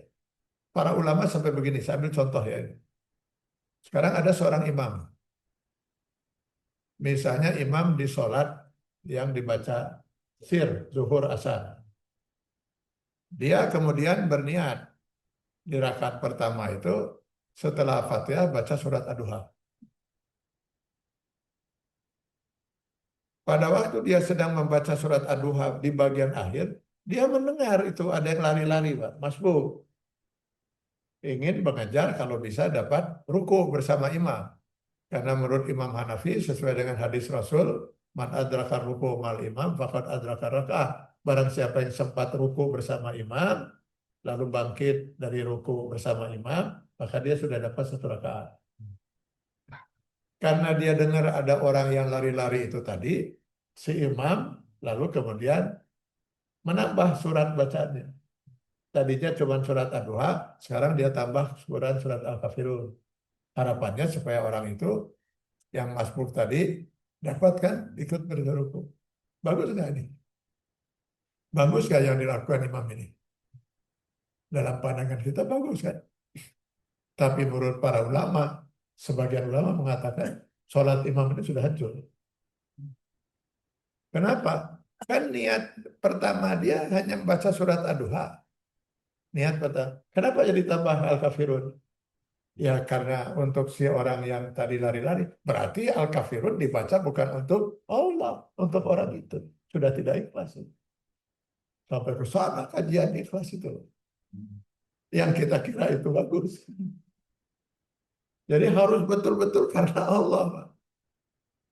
Harus benar-benar karena Allah kita melakukan itu semua. Saya terutama kan kalau ada ria ada sum'ah. Kalau ria itu dari kata ro'a melihat. Jadi kita, seorang mempertontonkan sesuatu untuk dilihat. Kalau sum'ah dari kata sami'ah mendengar. Orang tidak melihat, tapi dia ingin dipuji. Maka dia perlu menceritakan supaya orang bisa mendengar. Nah itu banyak pula yang sum'ah di situ. Sum'ah itu saudara kembarnya ria. Tadi malam saya tahajud, nikmat sekali. Gimana nikmat gimana? Saya sampai ganti sejadah 3 kali. Kok bisa sampai gitu? Setiap sujud saya nangis. Basah sejadah ganti. Sujud lagi nangis. Kata ganti. Apa kata benar atau itu?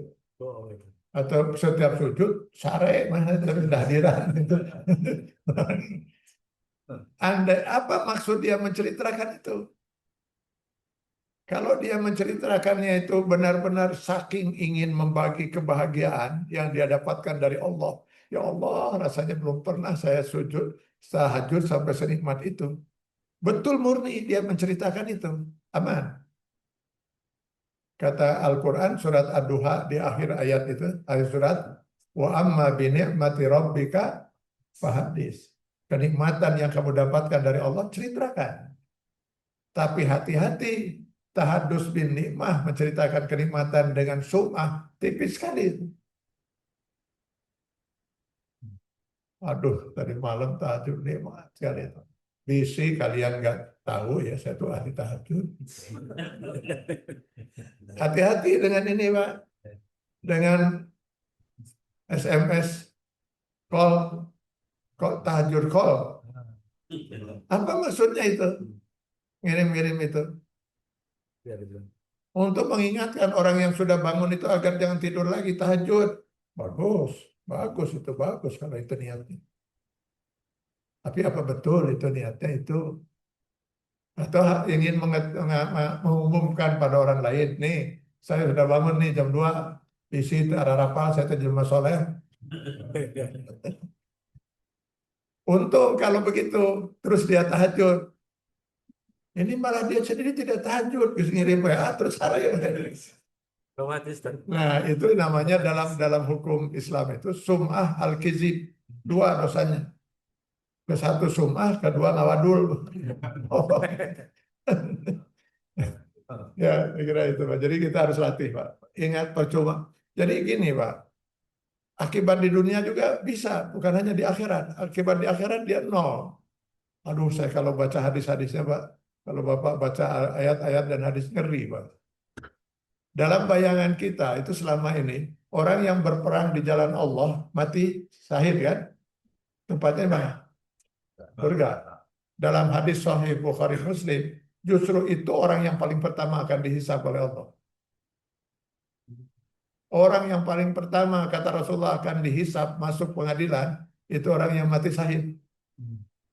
Lalu ditanya oleh Allah, diceritakan apa kenikmatan yang Allah sudah berikan pada dia sampai dia betul-betul teringat lagi dengan semua kenikmatan yang Allah berikan.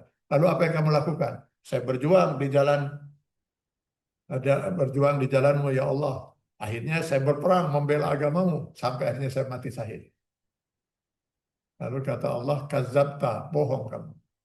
Kamu waktu itu maju ke medan perang karena ingin disebut pemberani, takut disebut pengecut dan sebagainya. Bukan karena aku. Malaikat seret manusia ini masukkan ke dalam neraka jahanam.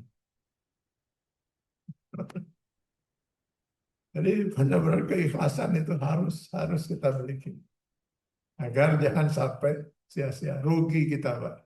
Para ulama banyak juga menceritakan bukan hanya di akhirat dia rugi, di dunia pun orang yang ria dan sum'ah itu pasti akan menjadi bahan tertawaan, bahan ejekan.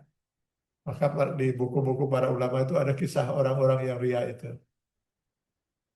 Ada satu kisah, ada orang bertanya, sejak kapan kamu ada di Baghdad?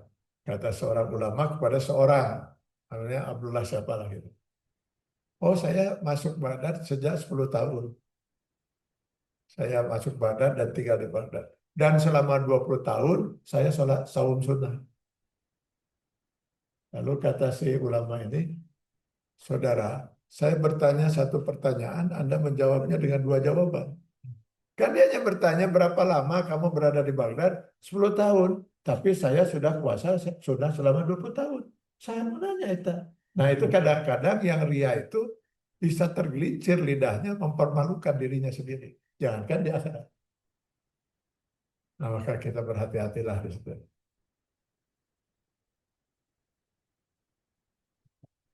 Ya, ada waktu sekitar 5 menit lagi. Kalau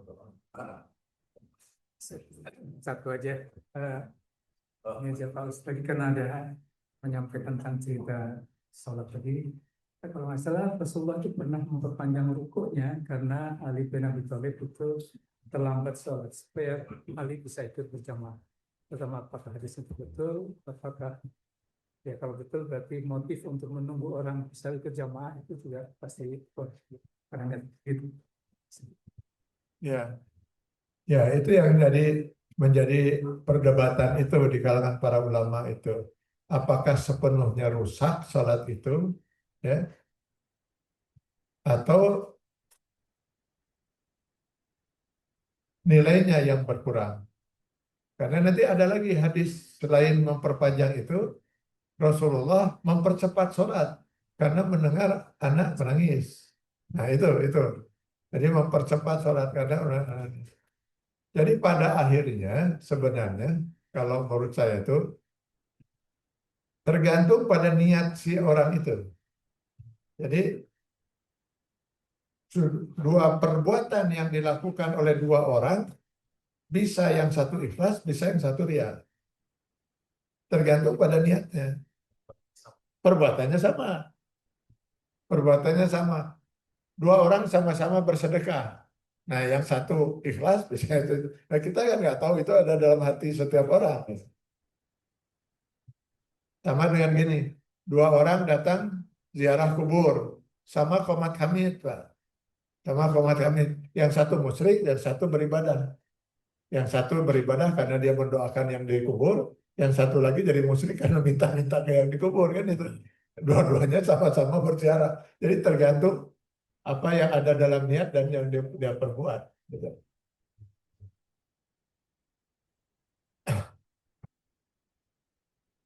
ya, terima kasih. Untuk doa tadi yang sakit tadi. Mohon berkenan untuk kita dengan doa. Barangkali tadi apa ya? Siapa? Pertanyaannya Bu Ida ya. Yang sedang sakit koma. Ya, mari kita sama-sama berdoa ya, untuk saudara Ahmad Saiful Latif bin Ahmad Musaddiq, dan juga kita doakan mereka yang sedang sakit tapi tidak kita ketahui. Kita doakan mudah-mudahan yang mereka sudah diberi kesembuhan. Amin ya Allah ya Rabbal alamin. A'udzubillahi minasyaitonir rajim. Bismillahirrahmanirrahim. Alhamdulillahirabbil alamin wassalatu wassalamu ala asyrofil mursalin wa ala alihi wa ashabihi ajma'in. Allahumma innaka afuwwun karim tuhibbul afwa fa'fu anna ya karim. Allahumma ta'assamna ala izzati wal jabarut wa atasamna bi rabbil maliki wal malakut wa tawakkalna ala al-hayy allazi la yamut yushrif 'anna al-bala'i wal waba'i wal fahsya'i wal munkari wal baghi innaka ala kulli syai'in qadir. Allahumma shfi anta syafi la shifa illa shifa'u shifa'an la yughadiru saqam. Rabbana taqabbal minna salatana wa siyamana wa ruku'ana wa sujudana wa taqabbal sa'ira a'malina wa taqabbal du'a'ana ya sami'ad du'a ya zal jalali wal ikram. Rabbana atina fid dunya hasanah wa fil akhirati hasanah wa qina azaban nar wa adkhilna al jannata ma'al abrar ya aziz ya ghaffar ya rabbal alamin. Allahumma innaka qulta wa qawluka al-haqqul mubin ud'uni astajib lakum. Allahumma inna hadhihi du'a wa minkal ijabah wa la hawla wa la quwwata illa billahi al-'aliyyil 'azim. Subhana rabbika rabbil izzati amma yasifun wa salamun 'alal mursalin walhamdulillahi rabbil alamin.